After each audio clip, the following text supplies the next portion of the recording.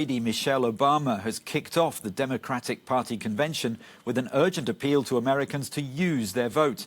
The opening night showcased the broad coalition of political voices backing Joe Biden in his bid to oust Donald Trump from the White House. Because of the coronavirus pandemic, the event is being held virtually. As well as top Democratic officials, speakers include anti-Trump Republicans and Biden's former rivals for the presidential nomination. Well, our reporter Colin Campbell has followed the convention from Washington, D.C., and he says that the Democrats have purposefully resorted to a wide range of speakers from various backgrounds.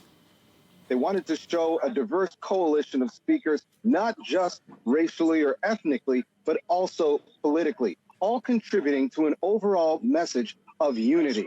There were Republicans there who said that they've always been Republican, they were proud to be Republican, but that they would not vote for the current president, Donald Trump. There were Democrats, of course, who were definitely not in alignment with the trajectory of the country right now and its current condition. There were those who said that they were upset with the way that the president responded to coronavirus, COVID-19, of course, and just the number of deaths that have continued to rise across the country. But perhaps one of the most condemnatory speeches of the night came from Vermont Senator Bernie Sanders. We're facing the worst public health crisis in 100 years and the worst economic collapse since the Great Depression. We are confronting systemic racism and the enormous threat to our planet of climate change. And in the midst of all of this, we have a president who is not only incapable of addressing these crises, but is leading us down the path of authoritarianism.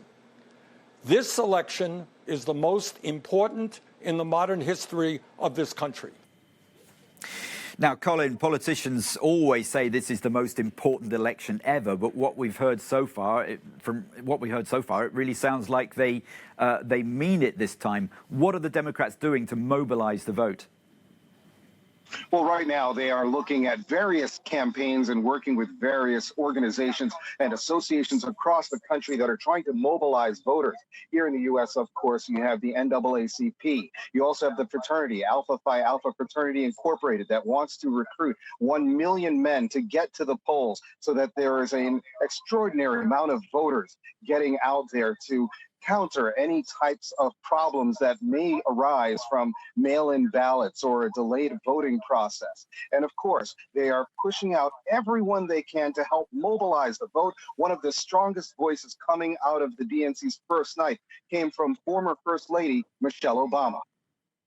We have to vote for Joe Biden in numbers that cannot be ignored, because right now, folks who know they cannot win fair and square at the ballot box are doing everything they can to stop us from voting.